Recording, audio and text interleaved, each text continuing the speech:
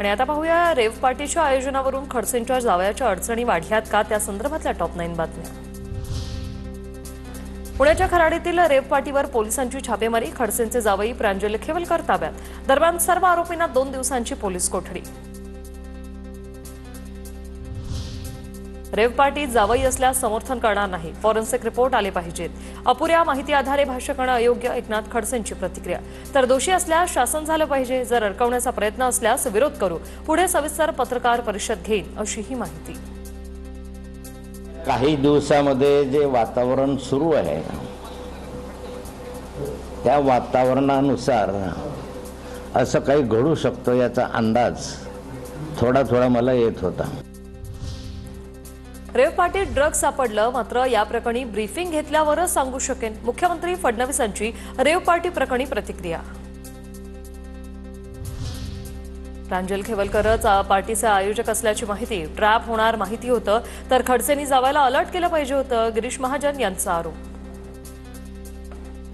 त्यांनी यांना अलर्ट करायचं होतं ना जावई बापूंना, त्यांनी त्याला सांगायचं होतं की बाबा थोडंसं असं सांभाळा, असं होण्याची शक्यता आहे। मला वाटतं या गोष्टीला कुठे अर्थ नाहीये, जे झालंय ते आपण मान्य केलं पाहिजे। खडसेंच्या जावयाकडूनच रेव पार्टीचं आयोजन, मंगेश चव्हाण यांचं वक्तव्य। तर ड्रग्ज तस्करीमध्ये देखील त्यांच्या जावयाचा संबंध असेल, चौकशी व्हावी अशीही केली मागणी।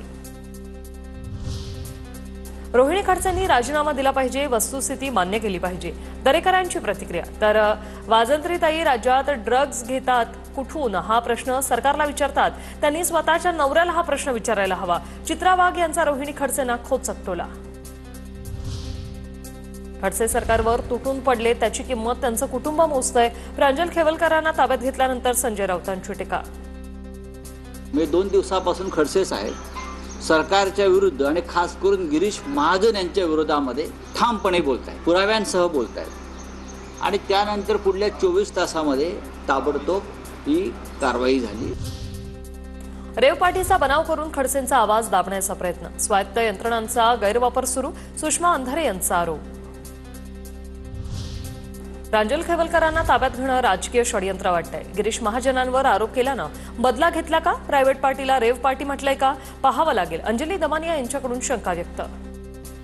सरकारी वकिलांनी केलेला घोळ, त्यांनी जी मांडणी केली ही चुकीची केली न्यायालयापुढे, म्हणून आज ही ऑर्डर आली आहे।